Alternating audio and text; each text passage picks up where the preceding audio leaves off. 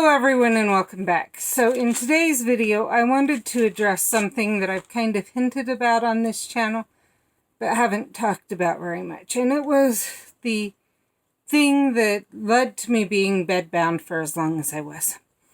And that was that, and it originally started when I was a teenager and I had symptoms of hypoglycemia. If I didn't eat frequently enough, I would pass out. And my passing out was kind of strange. That one we still don't know why, but it was, I couldn't see or hear, but I could still communicate and everything else. Just, I would have no memory of anything that happened during that time.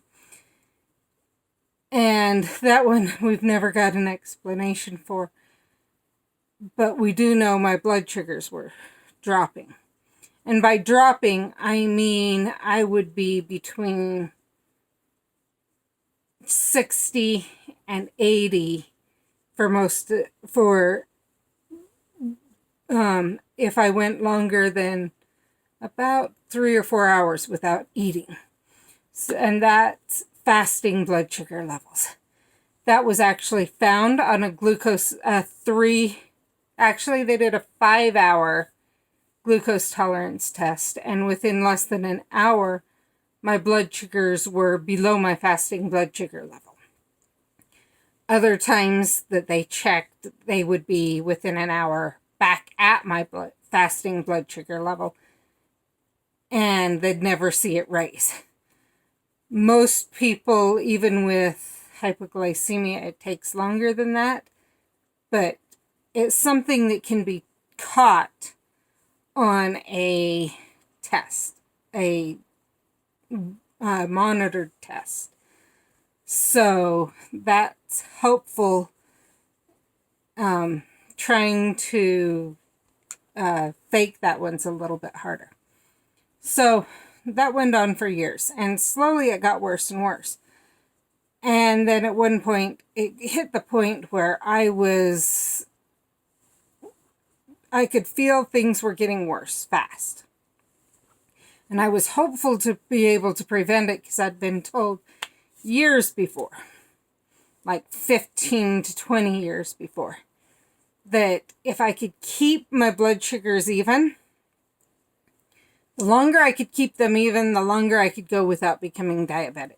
But if I couldn't, I'd become diabetic. And so I talked to my doctor and we got me a continuous glucose monitor so that hopefully I could start seeing the drop before it happened so I could keep it more even.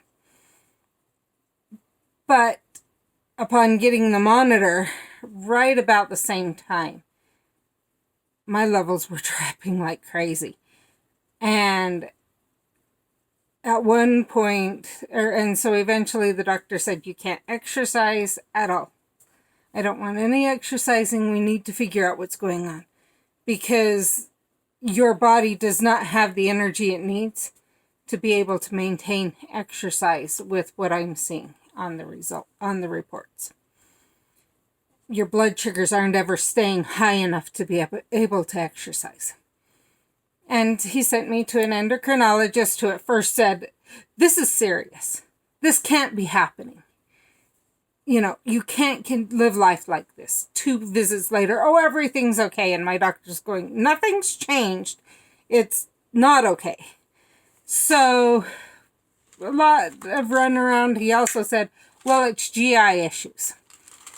Eventually I ended up with a internist that my doctor and I found that was knowledgeable about EDS. And in the meantime, I'd learned about gastroparesis and other issues, dumping syndrome, things like that. And my idea was, if things aren't moving through, if you digest them faster, they'll move through easier and you'll absorb them. If they are moving through too fast, but you digest them faster, then you'll absorb them. So I started on a digestive enzyme over the counter, and it actually made a little bit of a difference. The internist found out about that and prescribed me Zenpep. And we watched with the continuous glucose monitor what was happening. So it wasn't something that could be faked or anything else. Meals were tracked, different things like that. And they were checking a lot of other things, but the levels were so low that you could not fake those levels, no matter what you did. So this may be an option for people who are having trouble with blood glucose, who are having trouble with gastroparesis, different things like that. Just something to think about. Thanks, and I'll see you in the next video. Bye.